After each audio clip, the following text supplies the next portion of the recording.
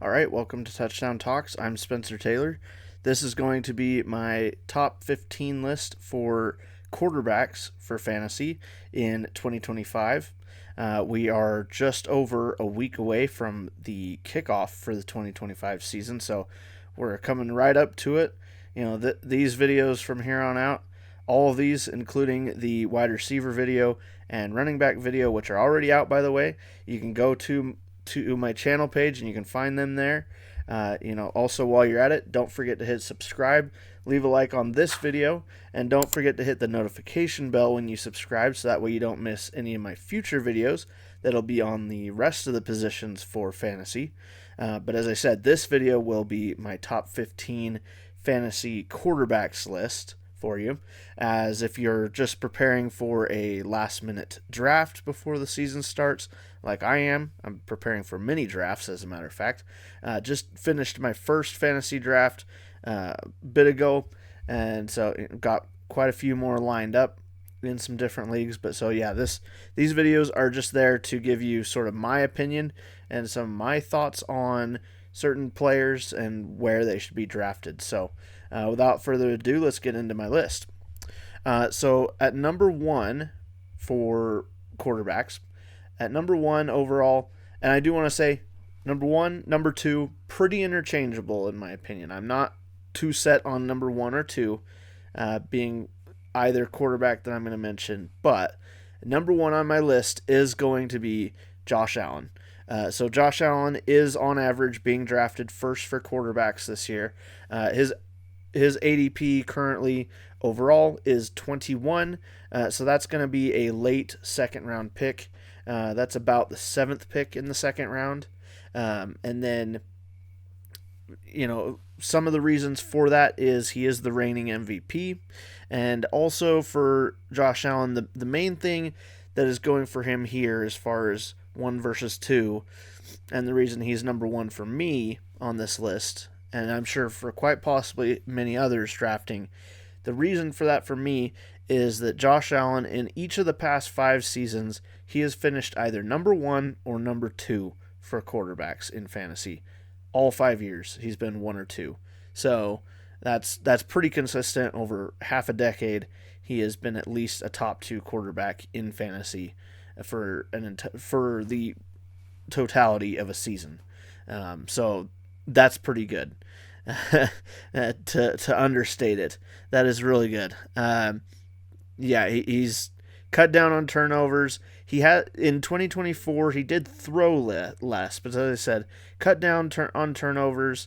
And again, the Bills, one of the best teams in the league, have been ever since they got Josh Allen, and they've a lot of it in recent years. A lot of their success has been on the offense, or certainly on offense. Their success on offense has been very much on the back of Josh Allen. That's quite often been the discussion year in and year out, is that the team needs to be doing more to get him more running back help or more weapons, whatever, better O-line, again, more help from the defense, whatever it is. Josh Allen, we know how good he is and what he does both through the air and on the ground for the Bills. Just been an excellent quarterback, really, since he had like a rough his rookie year. His first year or two in the league was a little rough, but I believe it was his second season, if I remember right, that he really kind of just righted the ship. It was either second or third season where things just kind of clicked, and ever since then, Josh Allen has just been an amazing quarterback, and especially for fantasy, obviously, if he's been top 2 for 5 straight seasons now. So yeah, Josh Allen starts off this list for me at number 1. Again, on average, going 21, so late second round. Number 2 on my list, and number 2 for quarterbacks in 2025 average draft position, is, no surprise, Lamar Jackson. As I mentioned, between Lamar or Josh Allen, I'm not super set in my opinion of Josh being over Lamar. Certainly in any given draft, I wouldn't be surprised if either one of these two goes number one for quarterbacks. But I'm willing to bet you in most leagues that you draft in, if one of these quarterbacks goes, the other one is going to be like the very next pick, if not like a couple picks later. And again, it's just going to be whatever one gets picked first, the second one is going to go right away, no matter which one it is that's left to be second. And again, on average, it is Josh Allen going just slightly higher. Again, Josh Allen's average ADP is 21. So again, that's about the 7th pick in the second round if you're in a 12-team league. And then for Lamar Jackson, his ADP overall is 24. So that's just the very end of the second round for a 12-team league. But really, for both of these two, and I did see it in the draft that I've been in and some of the others, mock drafts I've been in, drafts I've seen. Generally, these two are going late second round, if not just somewhere in the second round. Like, chances are, what you need to expect with this draft is, draft round one, take whatever it is, your wide receiver, your running back, whatever your top of those is that's available to you at the pick you get assigned to, take that. And then second round, if you want Josh Allen or Lamar Jackson, you're probably going to have to take them second round. And as a matter of fact, in some leagues, you may see them even go late first round, as a matter of fact. So, if you want Josh Allen or Lamar Jackson, you're going to have to pay a high price. But they very well may be worth it. Again, Josh Allen has been a top 2 quarterback for the last 5 seasons. And again, a couple of those he was number 1, including 2024. Part of the reason that I have, and obviously on average, the average is just slightly in favor of Josh Allen, is because of that consistency in fantasy rankings. For Lamar Jackson, he has been a great fantasy running back, don't get me wrong, especially because of his running ability, second to none. And he's very much, in recent years, improved his passing ability as well. All the criticism from early years of him not being a good passer, him just being a glorified running back, those are invalid now. I don't even hear anybody making those kind of arguments anymore. If they are, they're getting laughed off as a hater.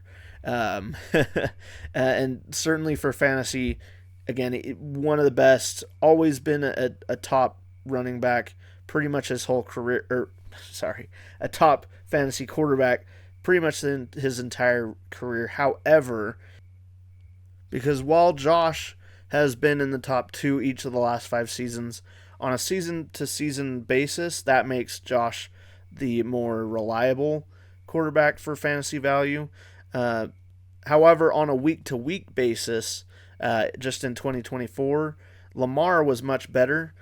He only had 3 games below 20 points, whereas Josh had 6 games that were below 20 points, and Josh even had 2 games in 2024 that were in single digits. So, kind of depends what you want to go off of. Do you want to go off of the last 5 years, or do you want to go off of last year? If you want to go off of last year, take Lamar Jackson. He was number 1, and he actually beat Josh Allen by a sizable margin.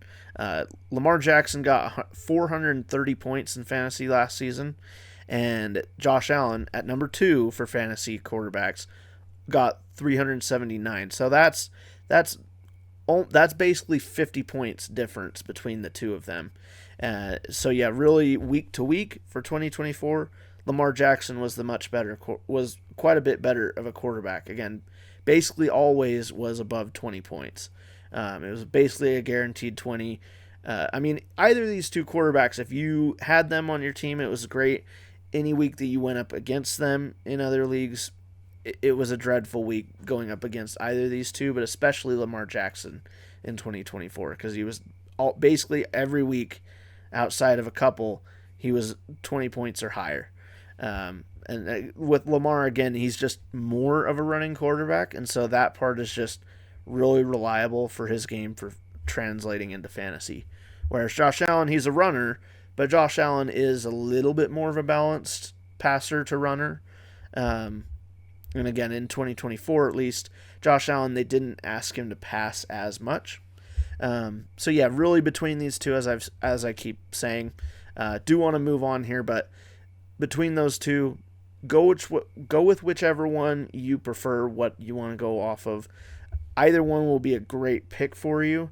It's just a matter of, again, either of these two quarterbacks, you're going to have to pay a pretty good price, as far as you're going to have to draft them pretty early for quarterback. But whichever one is available to you, if you're ready to do it, late second round or even just in the second round, if you want, depending on where you're at, you might be placed early in the second round. If that's the case, if you want one of these two quarterbacks, you may have to overpay for them and take them early in the second round. That's just kind of how it's going to be. Because especially if you're in a snake draft, and let's say you drafted first overall, you're not going to come back around till the end of the second round. You might even be lucky if these two fall to you. So at that point, you're going to have to take one of these quarterbacks if you want them, or they're going to be gone. There's pretty much no chance, especially this time of the year. More fans are going to be, that are drafting this time of year, are going to be more impatient to draft quarterbacks in general. ADP every year for quarterbacks kind of goes up and up and up and inflates the closer you get to the season. So now that we're up against it, a lot of these quarterbacks, their draft stock, especially these top ones, is going to rise.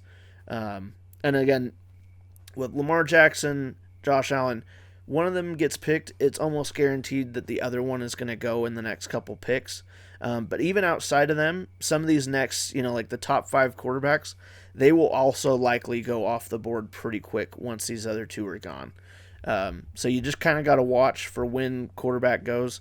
Again, if you want one of these two, you're going to have to pay a high price, and you're going to have to, maybe take your top running back, wide receiver in the first round, and then take one of these two quarterbacks, because otherwise they're going to be gone, and you're going to maybe have a chance to get one of the top 5 quarterbacks. But even then, in some leagues, the drafting of quarterbacks is going to snowball, and you might see Lamar and Josh Allen be available into the mid to late second round and think you're good, and then somebody drafts these two at the end of the second round, and then early third round there's a run on 3 more quarterbacks, and there you go, you're already down to the 6th overall quarterback, and it's only the end of round 3 when you're back up to draft. So that can happen with quarterback. So again, just depending on what you want to go with, if you want a surefire quarterback for fantasy, draft one of these two highly, or you're going to have to go for, you may be able to get one of these other top 5-ish that are pretty surefire. After that, at that point, you're going to be going for more of the mid-level starting fantasy quarterbacks that can be good and can be awesome for fantasy, but might be less consistent, or might just have a lower ceiling for fantasy points. So yeah, just it's what you want to go off of. Now, if you do go for those more mid-level starting fantasy quarterbacks, a lot of draft experts for fantasy will advise that, just because it means you are able to use those early picks on running back, wide receiver, which are positions that have the most fantasy value, and they're positions that, if you get top talent and you're lucky enough to have them stay healthy, at least even half of them stay healthy throughout the year, those positions are going to be the ones that win you your league. But also with quarterback, these two quarterbacks I mentioned so far in Lamar Jackson, Josh Allen, these two can win you your league as well. I've seen many leagues in recent years where the champion usually had one of the top 2 quarterbacks here. So without further ado, let's move into my third pick now that I've been rambling on forever. With the third pick in the 2025 fantasy draft ranking for myself for quarterbacks, I have Joe Burrow. Now, this is a bit above the average for Joe Burrow this year. On average, he's going 5th for quarterbacks, and his ADP is at pick 40. Again, I've seen him even going a little higher than this. the pick is okay, but again, him getting listed at 5th overall for quarterbacks, I've been seeing that be true, but I've also at times seen whether he's drafted, like if he's drafted 5th, I've seen him go right around pick 40, but if he's drafted earlier, like 3rd or 4th quarterback drafted, he's been drafted a bit higher, and I have seen that this year. And that's the thing for me. I do think he's better than 5th, so that's why I have him at 3rd here, because in 2024 he finished with 372.8 fantasy points. This year ESPN has him projected down at 329.6, which is a regression of 50 points. And honestly, I don't really see it. I think that the Bengals offense seems primed and ready to, put up a ton more points yet again. And as I've mentioned in a couple of the previous videos this week, I, like many, don't trust that the Bengals defense is going to be anything special. Sure, it might not be as bad as it was in 2024. Certainly Bengals fans hope so, but whether or not it is, or even if it's slightly improved to the 20th best defense or an average defense, the Bengals, I do expect them to have a chance to win a good amount of games. If their defense is absolute garbage, I'd expect them to be more of a middle of the pack team overall. But regardless, I expect the Bengals to be in some shootouts. And so for Joe Burrow, he's got a high potential to score a ton of points. Now, the one downside with Joe Burrow is health concerns. He's most seasons in his career, he has not been able to finish a full season without missing at least a few games due to injury. Thankfully for Bengals fans and for you, if you draft him, currently he's not coming into the season with any lingering issues like he has in some years. He was the comeback player of the year in 2024 due to a very injury-plagued 2023. But so yeah, that's the thing with Joe Burrow, and part of why on average he's probably a little lower than what I have him ranked as. Again, I'm betting on him staying healthy at least for enough of the season that he can, even if maybe you're missing him for a couple games due to a light injury or something, I think he's got enough value week to week, and he'll be consistent enough when he is playing and putting up enough points that it'll be worth it drafting him here at number 3 overall for quarterbacks. But again, I could be wrong. If he is injured for 4 weeks, 6 weeks, then you're talking about, okay, yeah, he's might be top 5, might not even be top 5 at all. So that's kind of the risk reward here with Joe Burrow, is if he's able to, the longer he's able to stay healthy, the potential for points that he could put up is insane, especially with the Bengals re-signing and keeping T. Higgins and Jamar Chase. So, and they've got an improved running game from certain years. So yeah, Joe Burrow, number 3 on my list, number 5 overall for quarterbacks, and going about 40th on average in the draft. But again, if a run on quarterbacks happens, he'll go higher. At number 4 on my list, I have Jayden Daniels with the Washington Commanders. He's going into his sophomore season. He's coming off really a historic level great rookie season. Had the rookie season that I would have liked Caleb Williams to have last year, but that's beside the point.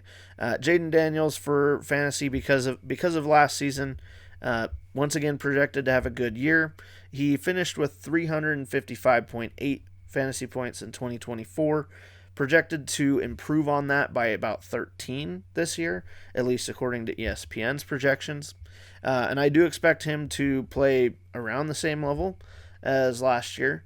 Of course, I've often brought up the sophomore slump that gets talked about. You'll hear it on broadcasts throughout the years, and we've seen it with a lot of players, including quarterbacks. We've seen it with C.J. Stroud, and again, when you have a historic level rookie season, it's not hard to believe that maybe you have a sophomore slump compared to that.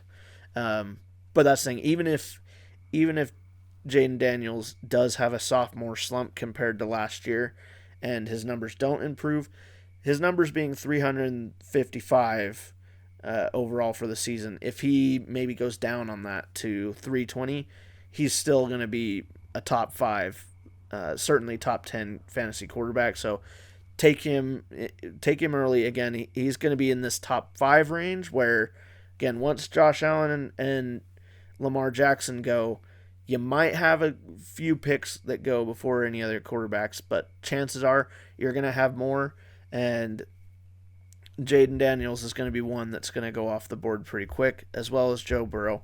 And the next quarterback on my list, who for me at pick number 5, or at number 5 for me, number 4 on average for ADP in the quarterbacks, is Jalen Hurts. His average draft position is 33.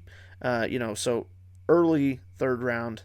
Early to mid third round, but kind of depending on the size of your league, but more of a early third round pick there. But again, it really depends on when the quarterback drafting snowball effect happens, if it does in your league. But for Jalen Hurts, though, he's certainly a top 5 fantasy quarterback, and he's a running quarterback, so that's a huge part of it.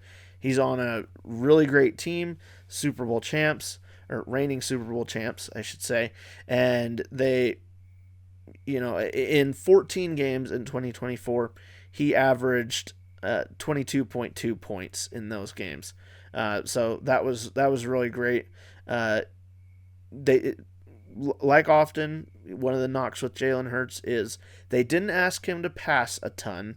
He was 20th or lower in pass attempts for quarterbacks last season, as well as completions, yards, and touchdowns passing. But he's very dominant on the ground. He's a very dominant running quarterback.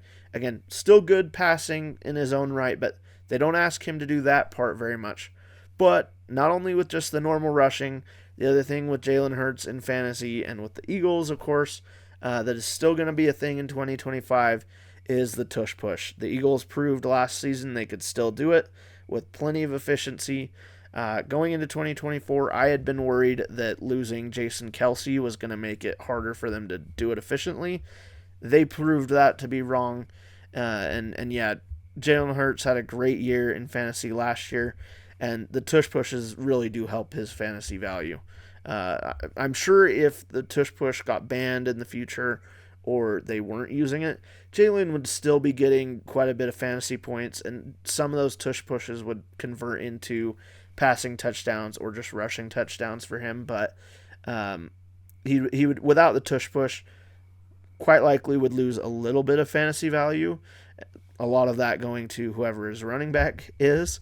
So for last year, it could have been Saquon Barkley, could have gotten even more points. But either way, Jalen Hurts, tush push is still around. He's a really good rushing quarterback, better passing quarterback than people give him credit for, and he's on the Eagles, one of the best built teams in the league currently. So he's another quarterback. You'll have to draft him pretty high if you want him. At number 6 on my list, this is going to be a bit of an outlier compared to the average. At number 6 for me, I have Baker Mayfield with the Buccaneers. And I got to say, Baker in the last year or so has become one of my favorite quarterbacks to watch. I feel for Browns fans because I know it would be rough to, in the years since they let go of Baker Mayfield, the Browns have had 8 starting quarterbacks, and obviously it's a not good scenes there, or really since they let go of Baker. And obviously when they had Baker, he wasn't the same Baker that he is now. That's part of why I love watching Baker. Is he's gone from, coming into the league a bit raw, a bit immature, had some things they needed to work on. Things didn't go well. He looked like he was kind of a quarterback heading towards being a career backup, or even flaming out of the league. was came pretty close to it, and then he was with the Rams there for that short stint. Came in that game where he led the Rams on a big drive, and that kind of felt like, oh, this is different. And then what do you know? He goes to the Buccaneers, and he's been really great since. And last year was the best year of his career. 2023 was kind of the renaissance for Baker Mayfield as a whole, just in his football career in the NFL. But 2024 was his breakout year in fantasy. He finished with 365.8 points for fantasy, which is really good for quarterbacks. That put him into the top 5, and that's the thing. Currently, his projection for 2025 is 310, which is actually a regression of 55 points. And I don't know. I know there's concerns about some of the weapons and things on the Buccaneers offense being a bit older, including players like Mike Evans.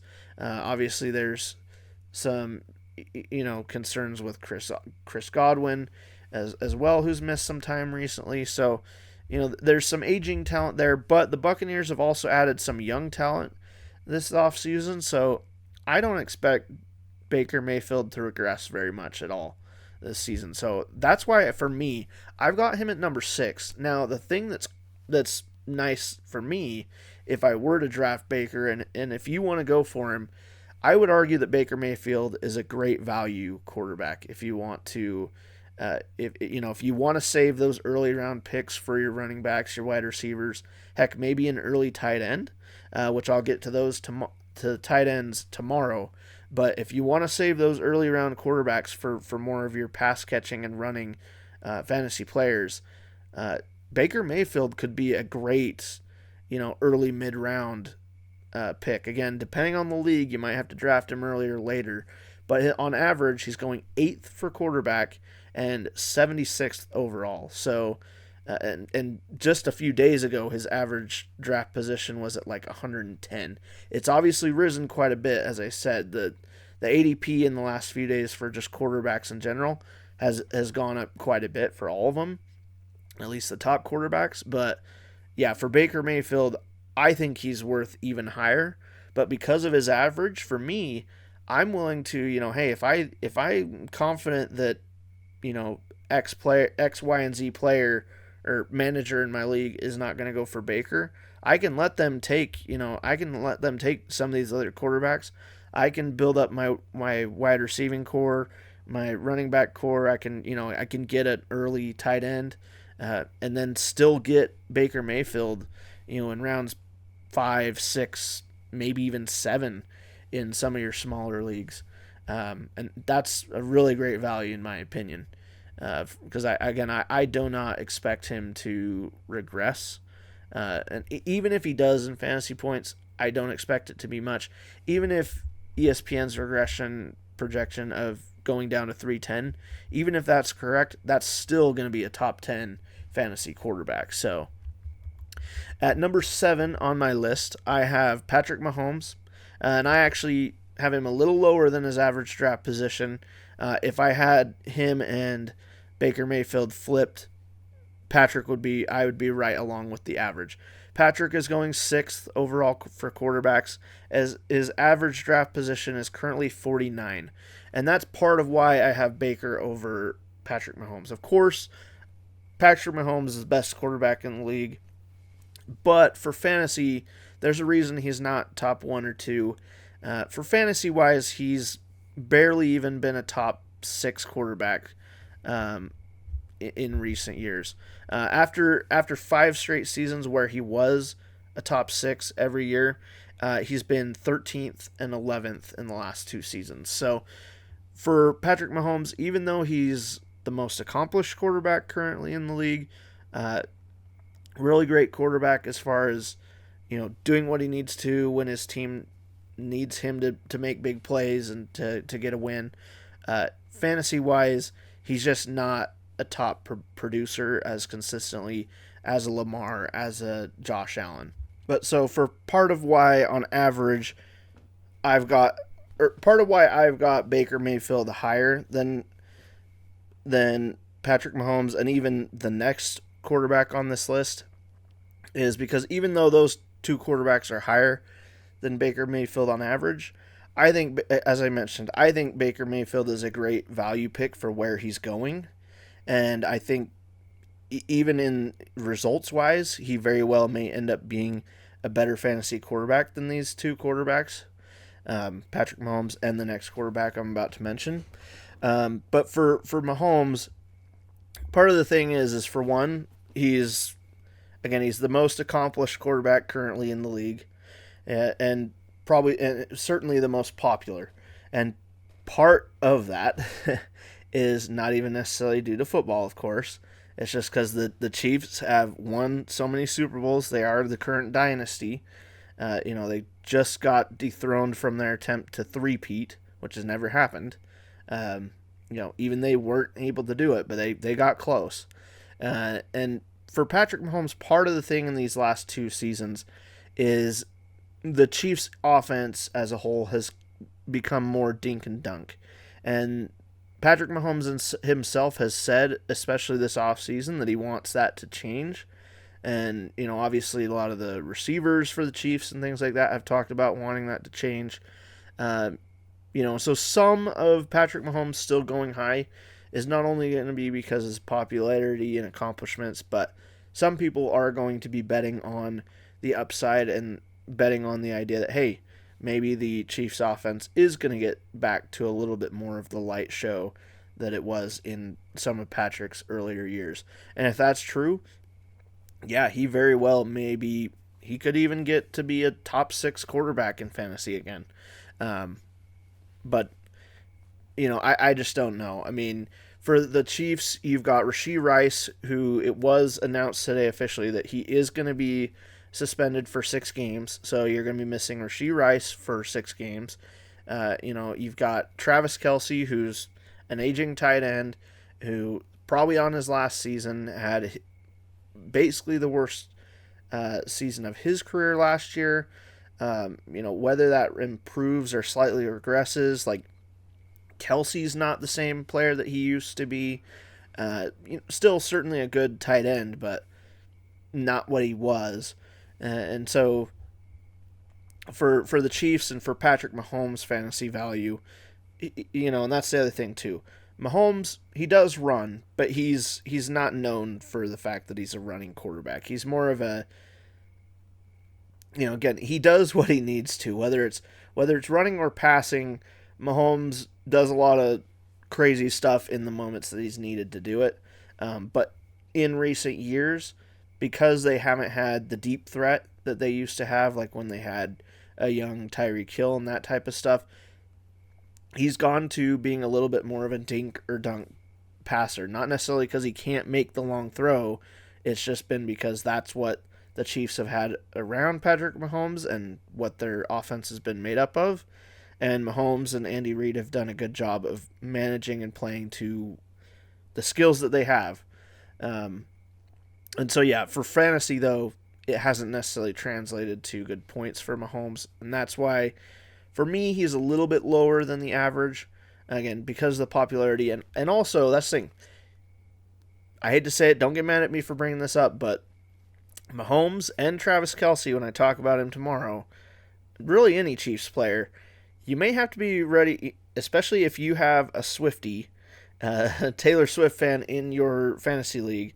Of course, if you're in a randomly managed one, you're not going to know, but not necessarily unless they've got like Taylor Swift in their team name. But if you've got a Swift fan that is in your fantasy league that's a manager there, chances are they may likely draft some Chiefs players, especially Travis Kelce and Patrick Mahomes.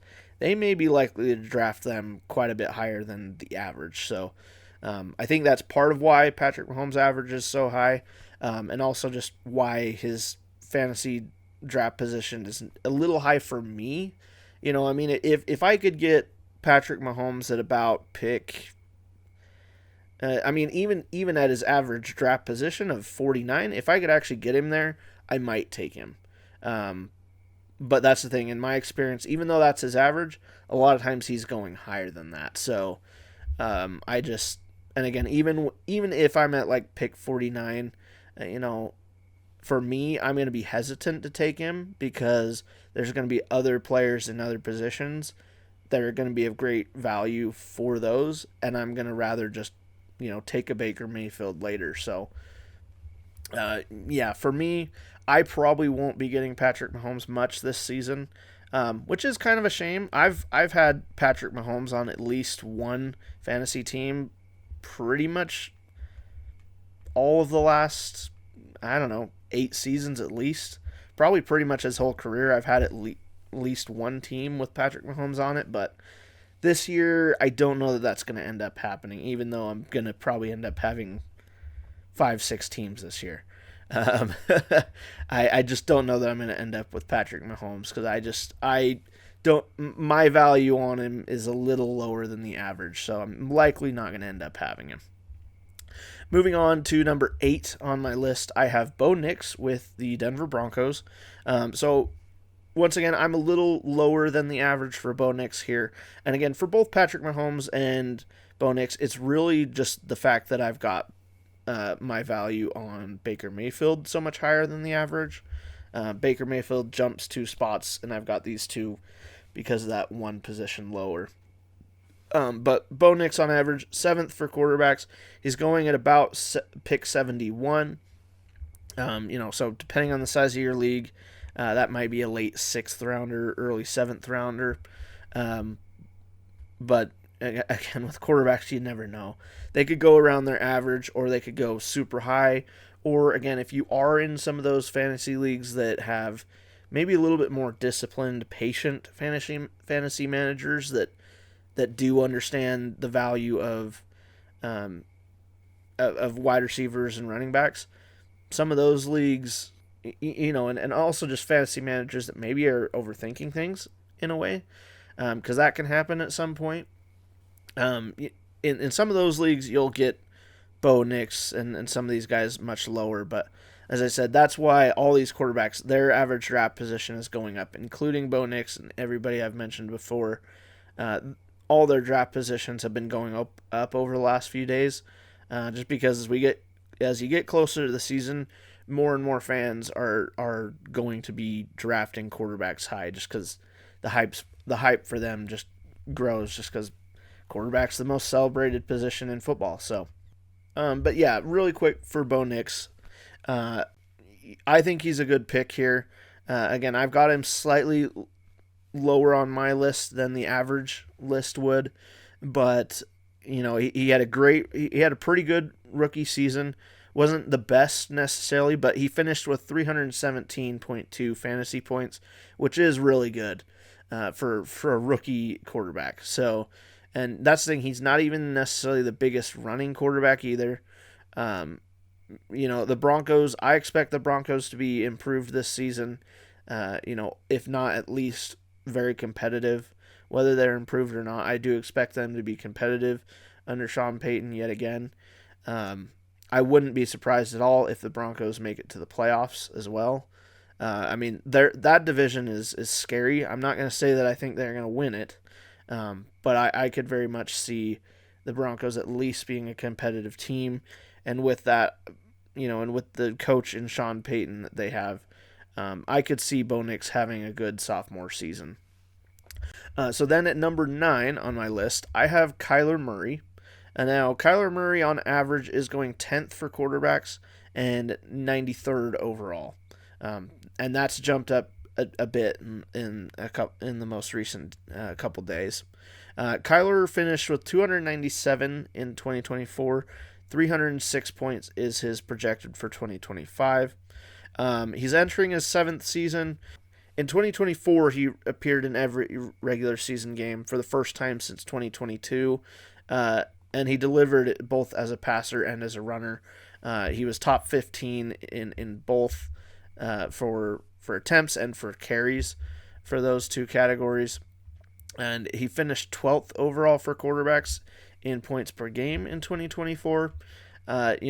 Some years the concern for Kyler Murray has been about either injuries or, kind of the concerns of off the field focus, that kind of stuff that the Cardinals themselves have had.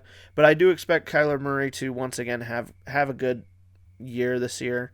He might not necessarily be a top 5, but he's certainly a top 10 fantasy quarterback.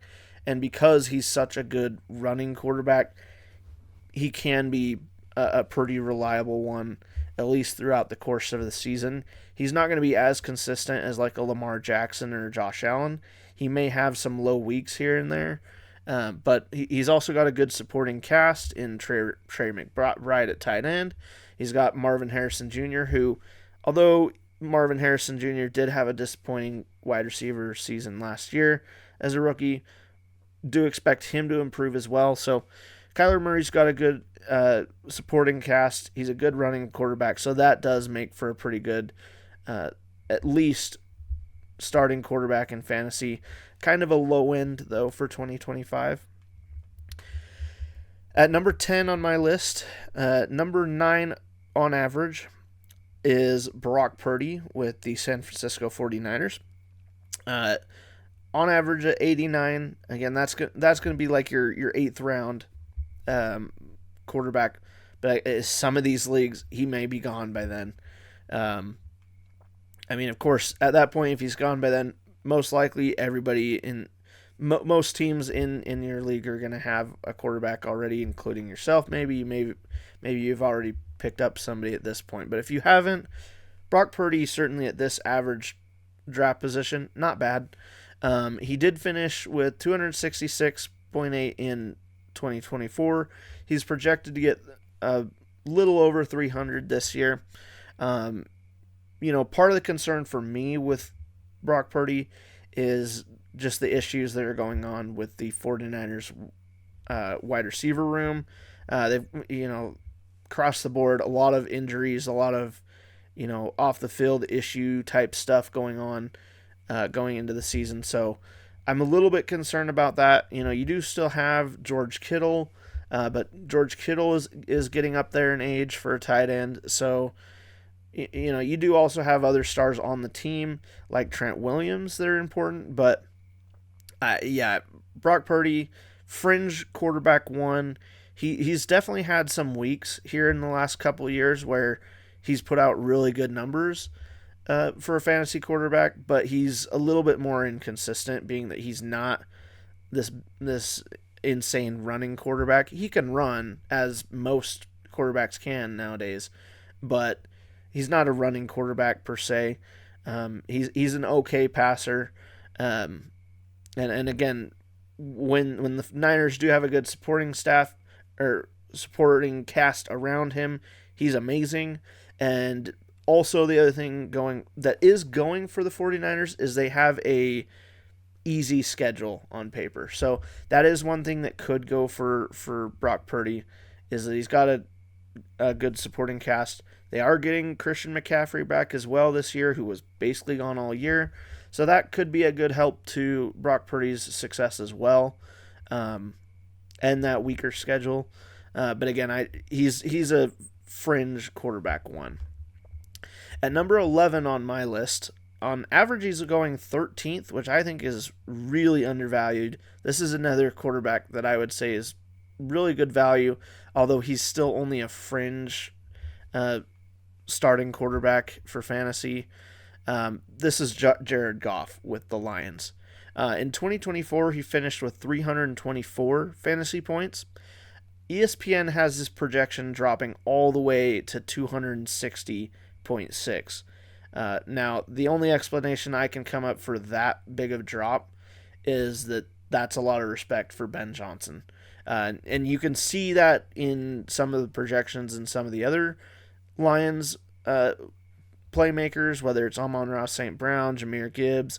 You can see it reflected in some of their projections as well. But as I've said in the wide receiver and running back videos, as much as I'm excited to have Ben Johnson as the Bears quarterback, and as much as I can see the Lions maybe taking a slight step back, I don't really see this massive drop off for the Lions, especially on offense. They've got really basically the same roster that they've had the last 2 seasons when they've been lights out on offense. And sure, you're missing Ben Johnson, who's been this wonder kid, offensive coordinator, this great offensive mind that's put in all these fun trick plays, done all these crazy explosive things, and he's gone. So I get it.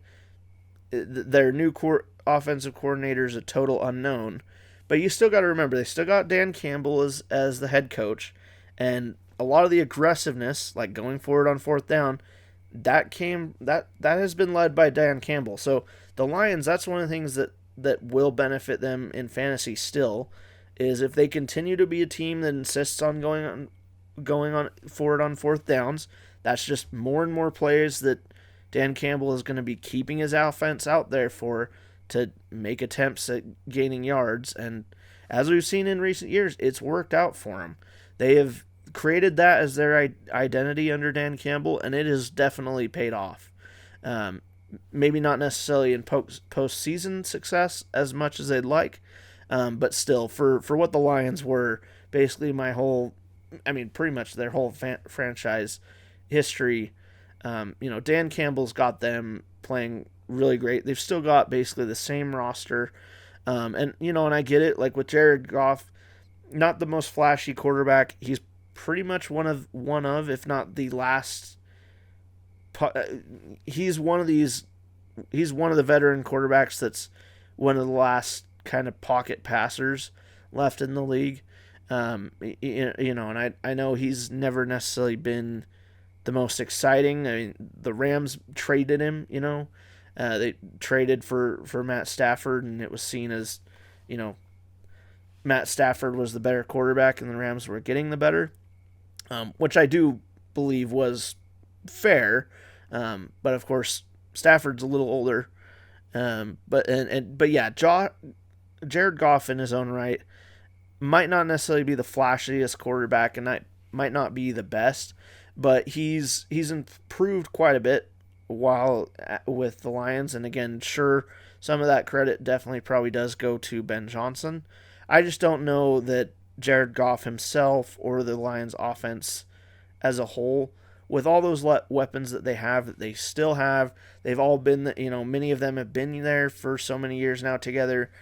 I feel like they've got enough chemistry together that even if their win totals come down as a team by a little bit, I just don't see the offensive production just, shrinking as much as some people seem to think. I think they'll still be good.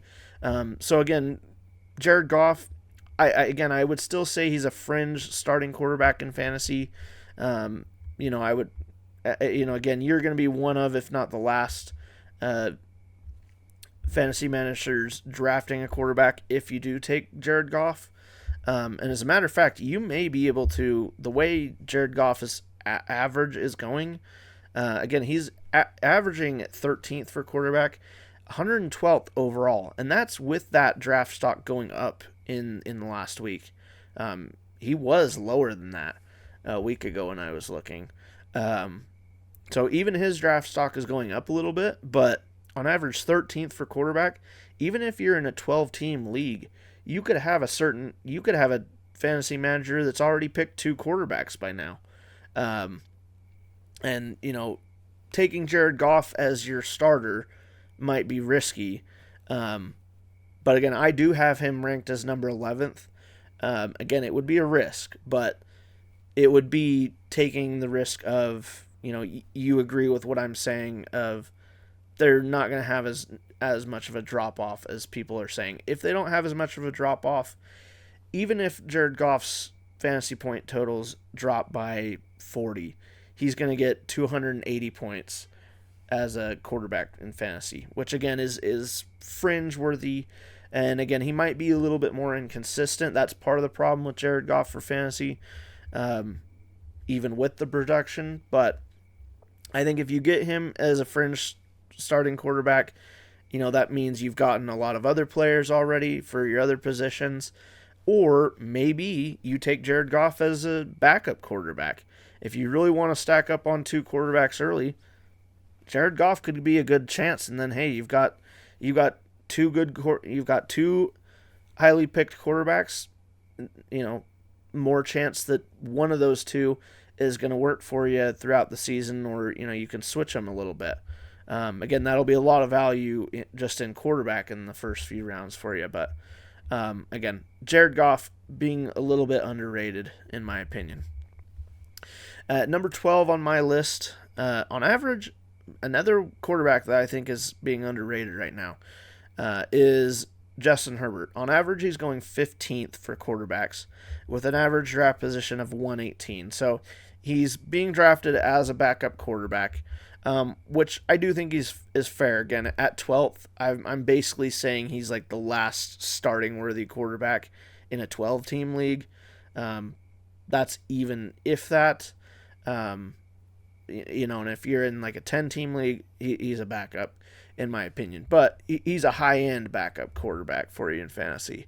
And part of the problem is he's in Jim Harbaugh and Greg Roman's offensive scheme, which is very balanced to running and passing, which for the NFL is basically being run-centric these days if you're balanced. So, that doesn't help for Justin Herbert. Takes down production opportunities he's got both in passing and even running himself, especially being that he's not the biggest running quarterback. And so, yeah, it's just he's a quarterback that can be quite inconsistent, and that's the problem. In 2024, for example, he had 8 games scoring higher than 15 points, and he had 2 games below 10 points. So he did have 5 games where he scored 22 points or more. But again, just very inconsistent in 2024. And that's just kind of how Justin Herbert's value is in fantasy.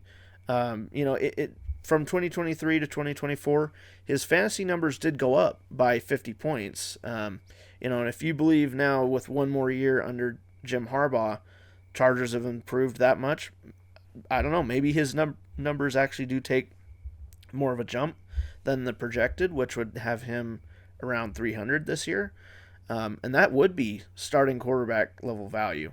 But still, the problem with taking Herbert is that even if he does get up that high, he's still going to be an inconsistent quarterback. And again, with all these quarterbacks, all these fantasy players, yeah, you want to go based off of total value for the season, but you also want to take a look at kind of their week-to-week performance in previous years, because, if they're going to be inconsistent, them being inconsistent could lose you a game. A lot of these fantasy games, if you're in a competitive fantasy league, a lot of your games are going to be won or lost by a point. So if you've got any players that are inconsistent, even if you've got like top 10 level talent at a certain position, if it's a player that's inconsistent, that player could end up costing you a game. And then maybe that player then goes and has a 50-point game the next week, and it's just a bunch of points that, like, it's great, it gets you the win, but that week you destroy a team, another fantasy manager's team by 50, 100, but the previous week you lost because the same player only got 5 points. Like, obviously to some extent those numbers I'm kind of exaggerating, but I've experienced that. I've seen that. Like, if you especially with top end quarterbacks, wide receivers, running backs, and also we'll get into this with tight end. The big thing with tight end is inconsistency. Any of these positions, though, yeah, you want the players that are going to score more overall throughout the season, because even if they're inconsistent, that does mean that they're more likely to still get good numbers each week that'll get you a win. But yeah, if they're inconsistent enough, even if they're top 5, top 10, they could end up being the reason that you lose a game on any given week. So, yeah, that's the problem with Justin Herbert, just a little too inconsistent. All right, so next on my list at number 13, I have CJ Stroud. On average for quarterbacks, he's actually going 18th, and his average draft position is 136. So I think he's massively being undervalued. I can see the reason why, though. 2024 was a sophomore slump year for CJ Stroud. So, if you've heard me mention the sophomore slump earlier in this video, in the past videos for running backs, wide receivers, you might be annoyed at me for bringing up the sophomore slump in the NFL, but I've seen it be a thing with too many players. Even in recent years, I've just seen it happen too much. Especially with players who had historic level rookie seasons or even just good rookie seasons. When that's the case in your rookie year, there's always a chance that even if it's just due to something like an injury, you have a down year. And so for CJ Stroud, he was one of them. In 2023, CJ Stroud got 276 fantasy points. In 2024, that number dropped down to 220. So not very good there. A regression of 76 points. And 220 is not that great for a fantasy quarterback. So he definitely hit the sophomore slump there. In 2023, though, he did finish 9th among quarterbacks. So, that's the thing, is finished 9th as a rookie quarterback in 2023. He won Offensive Rookie of the Year, of course, as a quarterback there. And he... The Texans this season, they've added some more weapons. They no longer have Stephon Diggs. But, I think they've got some okay talent there for the Texans. I feel like I've got a little bit more faith in the Texans still being fine this year. And I know there's even some that feel like the Texans are going to regress. I don't necessarily believe that. Again, I just feel like CJ Stroud had a bit of a down year in season 2, and I think he'll bounce back from that this year. And ESPN agrees with me as well. As I mentioned, CJ Stroud, his first season, 276. In 2024, 220. ESPN's projection this season, they've got him projected for 276.7. So even ESPN's projections, they're projecting him to bounce back exactly to where he was as a rookie. Even if he doesn't bounce back to that, being drafted on average 18th for quarterback, that's a pretty good value. So, if you want to wait, again, all the way to around 136, that's a pretty late round draft pick. If you want to draft a fantasy backup quarterback, that's the thing. You don't always have to draft 2 quarterbacks. You can draft 1 quarterback and be just fine. I know a lot of especially inexperienced fantasy players think you have to draft a backup quarterback. And I was one of those. And even now, like I still will occasionally, about 50% of the time, I will draft 2 quarterbacks on any given team. Just because with any position, you do have things like a bye week. That's a guarantee. Every player is going to have a bye week, which is another thing that you do want to, you might want to monitor a little bit as you're drafting, monitor what bye weeks you're ending up with on some of your players. You might want to try to stagger those bye weeks so that you don't end up having a week where just everybody on your roster's off. But that's another small reason you could get a backup quarterback, is at the very least, you're going to have 1 week where you're going to need another. But you don't necessarily need a backup quarterback, because certainly, especially if you get one of the top end quarterbacks like a Josh Allen, Lamar Jackson, you might not really need a backup. Now, of course, if you did invest that much value in a quarterback and, heaven forbid, one of them gets hurt and you don't have a backup quarterback, your drop off in fantasy points per week might drop off a ton. So maybe you do even still want a backup quarterback. And that's the thing. You can get some of these fantasy backup quarterbacks pretty late in the draft. So CJ Stroud going 18th overall for quarterback, I think he would be a great pickup for you. If you've got Lamar Jackson, or Josh Allen, for example, Or heck, maybe you get Joe Burrow, who has had injury concerns. Again, has quite often missed at least 3-4 weeks in a season. If you pick Joe Burrow up, a CJ Stroud could be good. If you pick up both of them, and it turns out they're both having a pretty good season, they're producing well. Maybe Joe Burrow has a light injury. I'm not going to speak anything into existence, but he's injured for a week or two. Again, you also are just going to have an automatic bye. I don't know if their bye weeks are the same. I'd have to check that, but maybe you take a Josh Allen maybe you've taken a Joe Burrow who injuries are a concern for him. You could take a CJ Stroud who, in my opinion, is being very undervalued. And at the very least, you've got CJ Stroud that you can, if you want to, choose to hold on to for when Joe Burrow ends up getting hurt / when he's on his bye week. So, you don't have to draft a backup quarterback, but all these quarterbacks at this point, of course, are going to be backups that you're going to either be stashing for in case your starting quarterback gets injured, has a bye week, or if they're really struggling or playing too inconsistently for you. So CJ Stroud, really good value for where he's getting drafted on average. At number 14th on my list, I have Caleb Williams with the Chicago Bears.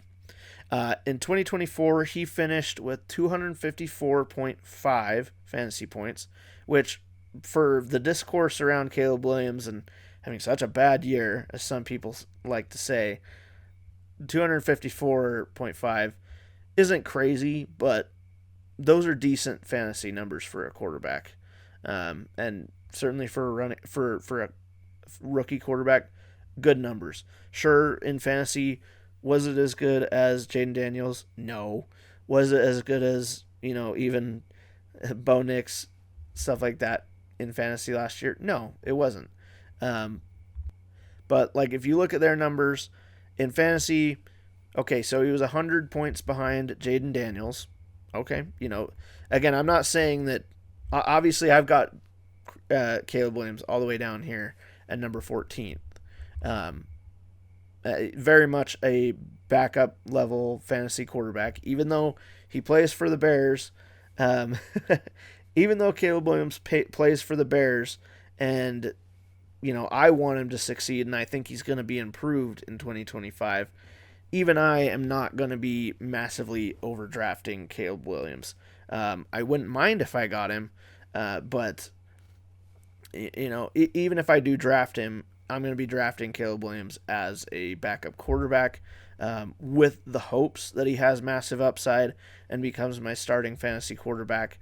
But yeah, as a matter of fact, in the drafts I've done so far, I actually haven't ended up with Caleb Williams because he's been picked higher than I was comfortable with taking him. But yeah, I mean, for the narrative that's out there of Caleb had a terrible rookie season, the fantasy numbers, his stats don't necessarily match that. Yes, he didn't have the greatest season, certainly lower than the high expectations that were on him as the number one overall pick, and the comparisons that were put on him, likely unfairly by fans and by the media. Caleb still had an okay year. Again, the main thing that he struggled with was taking too many sacks, things like that. He's a decent running quarterback. He's got a little bit more of a style comparable to a Patrick Mahomes, but knows how to improvise, which sometimes can be his downfall, and that's something that Ben Johnson is working hard with him on this offseason. But that's part of the thing is I think this could really work out for Caleb Williams. And I can see ESPN, for example, they agree that Caleb Williams will be improved. He scored 254 in 2024. ESPN has Caleb Williams projected at 280 for 2025, which wouldn't be a crazy improvement. But even if it's just that much, it's incremental enough. And I, as a Bears fan, maybe biased, but I think he could improve even more, get up closer to 300 fantasy points if things go well. And even if the Bears aren't a playoff team, even if the Bears are just 9-8, like that's the thing.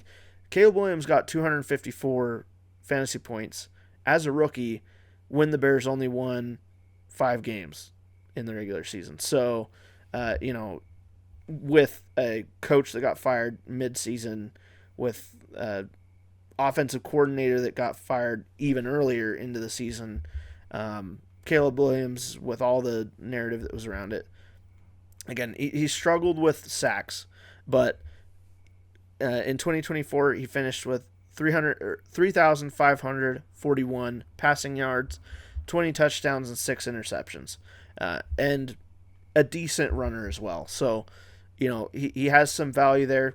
Was a little bit inconsistent, and the ceiling to his performance in 2024 wasn't crazy high. But for me, the biggest thing fantasy-wise as far as why I'm not willing to overdraft him as a Bears fan is just the fact that he was so inconsistent.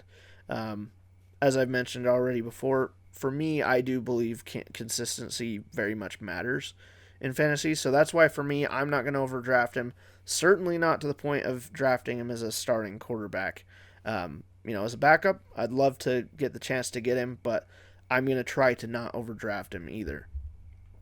But I still think, if you want a backup quarterback that maybe has some upside, if you believe that Ben Johnson can, again, even if the Bears aren't necessarily a winning team this year, but if they're able to turn the offense around and the offense is able to produce points, even if it ends up being that they lose some close games, they'll probably have a better record than 5 wins, at least I certainly hope so. But even if they just improve to an 8-9, 9-8, that kind of thing, it could be because Caleb Williams and the offense has produced a ton more points than they were. So I think Caleb Williams, draft him as a backup quarterback with the hope that the Bears offense has some upside in 2025. At number 15 on my list, so the final for my top 15, I have Dak Prescott, who on average is going 11th for quarterbacks, average draft position of 93. And that has skyrocketed in the last few days. A week ago when I first started preparing some of these videos and first started doing some of the drafts I've already been in, just a week ago, Dak's average draft position was like 110. So he's gone up by like a round or two.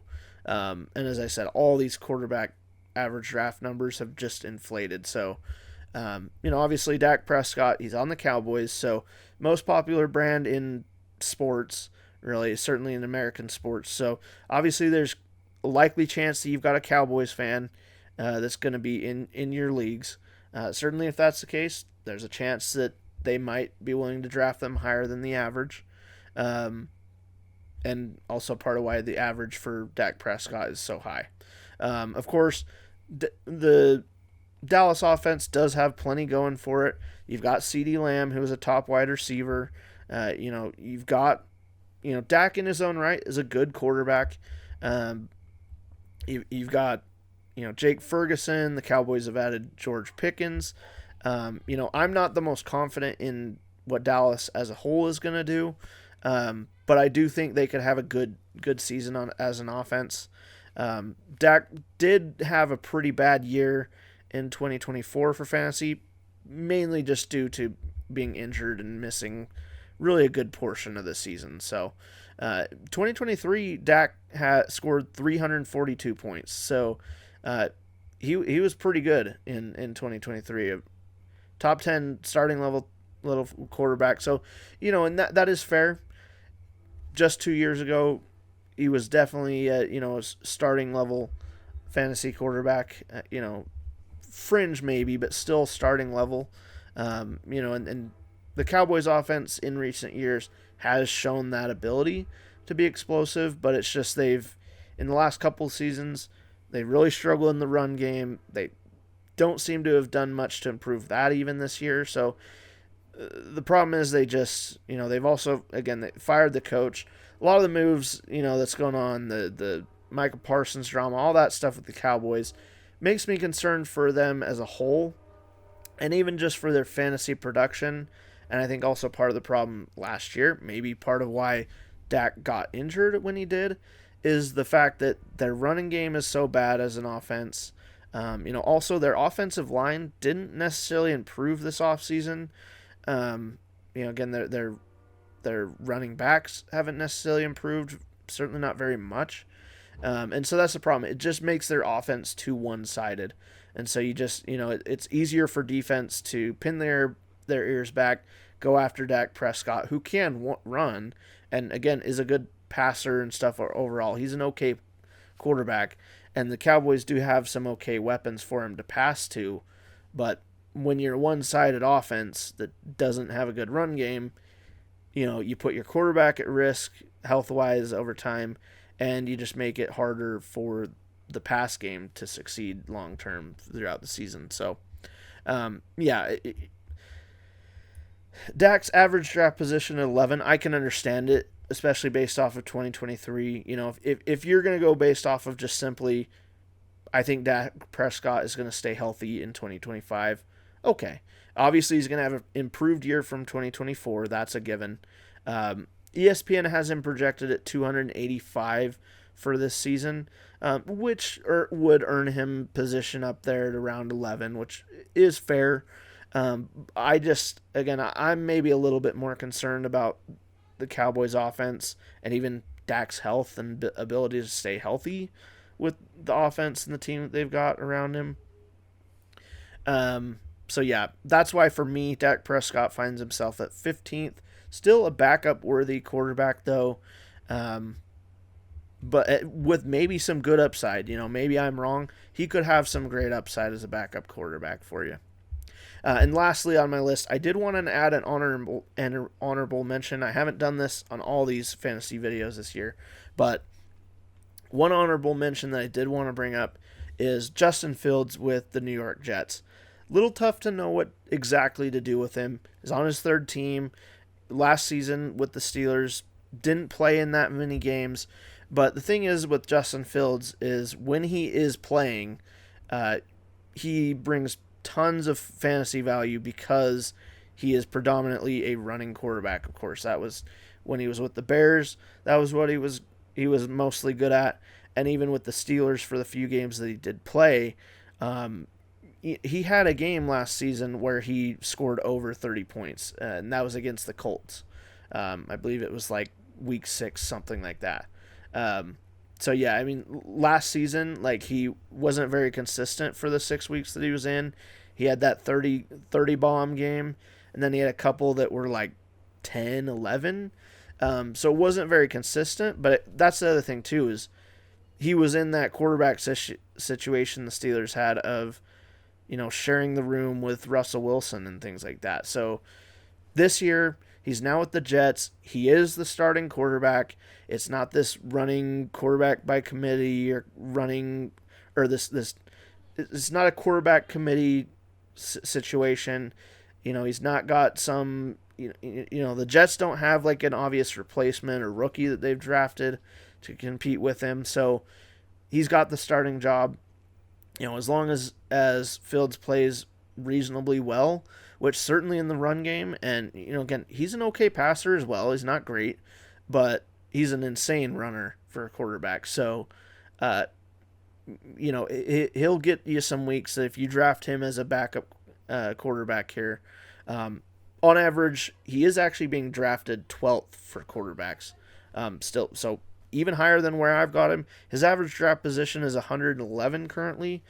A little high for me, but again, those numbers are just going up. So for many of us, we're just going to have to start drafting quarterbacks a bit earlier than we'd like. But that's okay. If everybody's doing it, then it's, it kind of cancels it out a little bit if everybody's doing it. But yeah, Justin Fields, you could draft him as a backup quarterback, even a late end backup quarterback is where I would value him at. So again, another quarterback I probably won't end up with because chances are most leagues there's going to be somebody that values him more than I do. even if they're just going based off of like ESPN projections, because they do project him to get 296 points this season.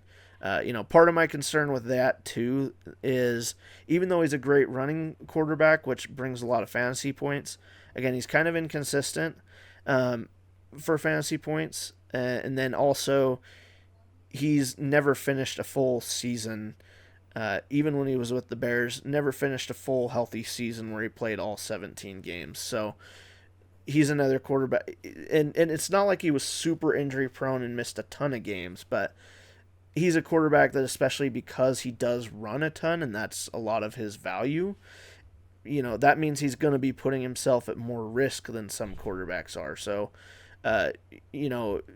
with him, he's going to be quite possibly an inconsistent quarterback. He may be one that you pick up just to stream. If you want to stream your quarterbacks a little bit, maybe Justin Fields has a great matchup coming up, and the Jets are put up against a defense that's shown itself to be bad against the run.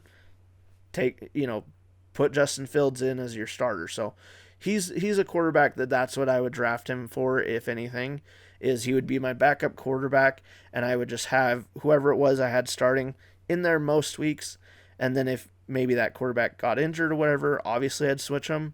But I would mostly just keep, if I did draft Justin Fields, I would just hold on to him, hoping that, if I see he's got a matchup coming up that I think I might want to sub him in, even if my starting quarterback is healthy, I might sub Justin Fields in because I think he's going to run all over this defense. So, yeah, kind of a matchup type of quarterback, but a decent running, a great running quarterback. So even if he does end up having to become your starter for a good portion of the year, he could win you some games. So that's going to round out my list. My apologies for the length that this video is. It's going to end up being much longer than any of the other fantasy videos that I'm going to have out this week. So if you've watched this far, thank you very much. Again, if you've watched this far, you've probably already subscribed, but if you haven't, go hit that subscribe button, hit the notification bell. Let me know down in the video what you thought of my rankings.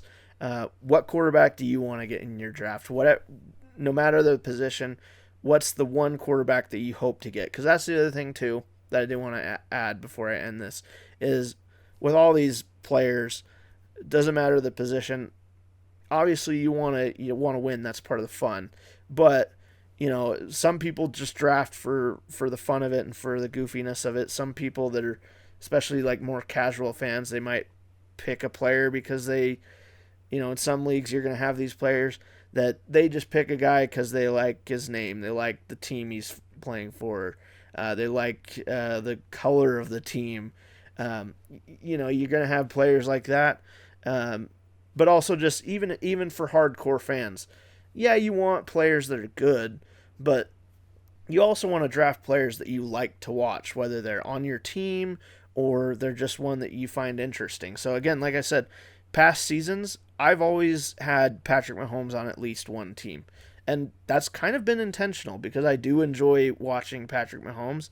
I generally know that the Chiefs are going to be good every year. I know they're going to be in a lot of primetime games, so I know that I'm going to have plenty of opportunities to watch Patrick Mahomes and not only see how he does, but enjoy, when he has success because it brings me success on my fantasy team.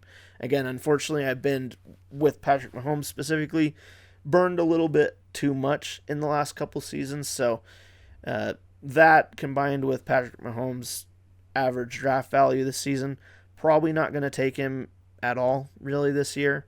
But that's okay. Maybe I get a Caleb Williams because he's on the Bears, and that's the thing. You might not want to draft Caleb Williams at all, and again, I'm going to try to not overdraft him at all, which is part of why I may miss out on him a lot.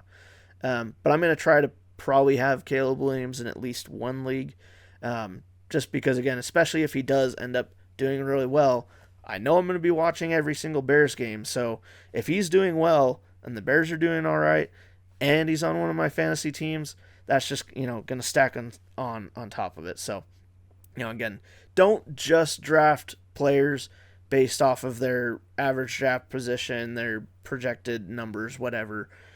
Also draft the players that you want to draft. That's the thing at the end of the day. Like, obviously, this is all for fun.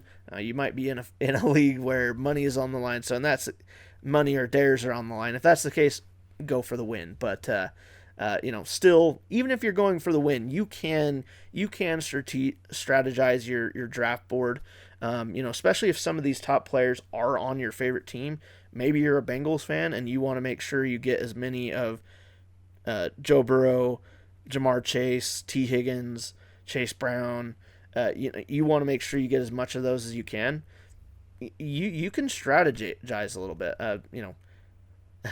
Jamar Chase, not really. You're gonna have to get lucky and get put as the number one pick overall for him, pretty much. But the other ones, if you wanted to gear yourself towards drafting mostly Bengals players because you're a Bengals fan, you can do that if you want to.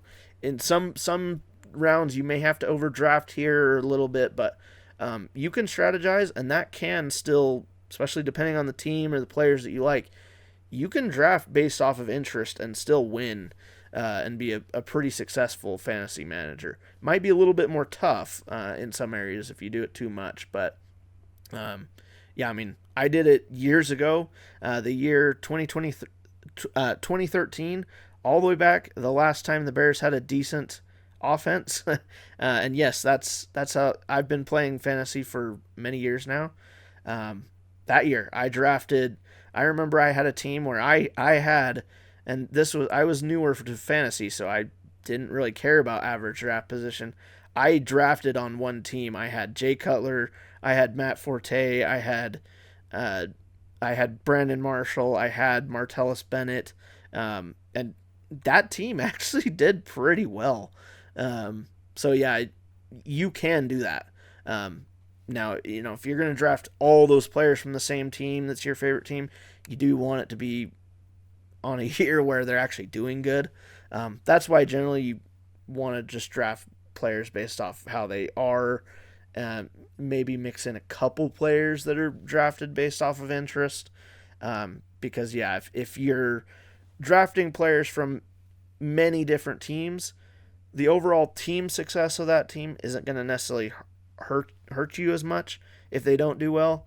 But if you do, the more players you draft from one team, the more you are tied to that team's record. So, without any further talking, again, I do appreciate you watching.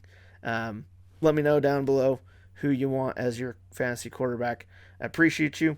Tight ends is next. I will see you in that video tomorrow.